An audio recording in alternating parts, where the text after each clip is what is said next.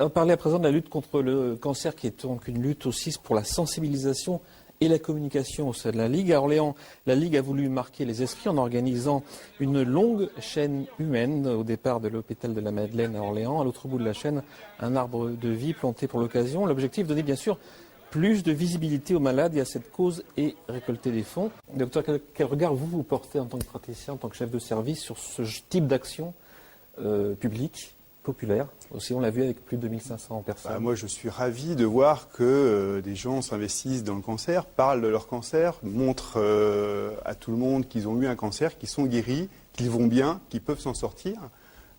Voilà, il faut parler, il faut que les patients n'aient pas honte de dire qu'ils ont eu un cancer, qu'ils sont en cours de traitement et qu'ils poursuivent une activité, une vie presque normale.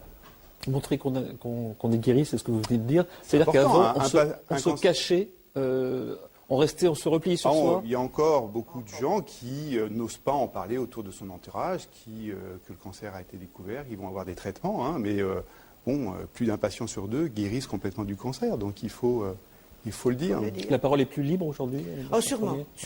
Mais c'est sûr que on le cache au niveau familial, mais aussi au niveau professionnel. Ça reste un grand problème. Le retour au travail, c'est vraiment quelque chose qui est... Il y a eu des études sur les impacts, professionnels du retour à l'emploi.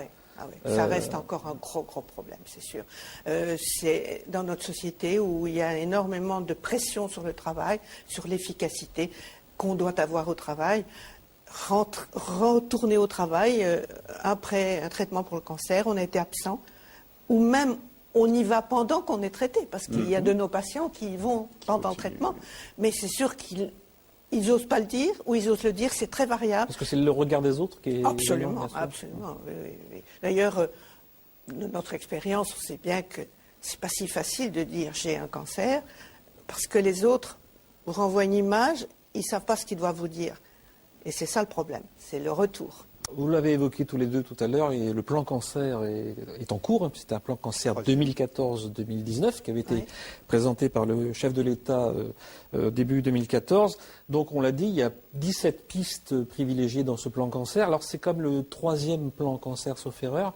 Est-ce que ce n'est pas un plan qui remplace un autre avec des effets parfois un petit peu limités, docteur? Remplacer, non, je pense que c'est dans la continuité. Donc ce 3e plan cancer a mis l'accent en particulier sur la prévention, l'augmentation du dépistage.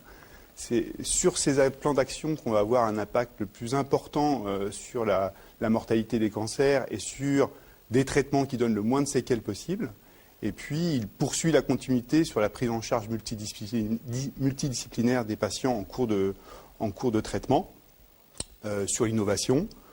Et il met également l'accent sur ce qu'on venait de dire il n'y a pas longtemps, sur l'après-cancer. Là, il y a beaucoup de progrès à faire encore pour que les gens puissent retourner à leur milieu professionnel, pouvoir prendre des crédits, des assurances, où là, ça reste extrêmement difficile.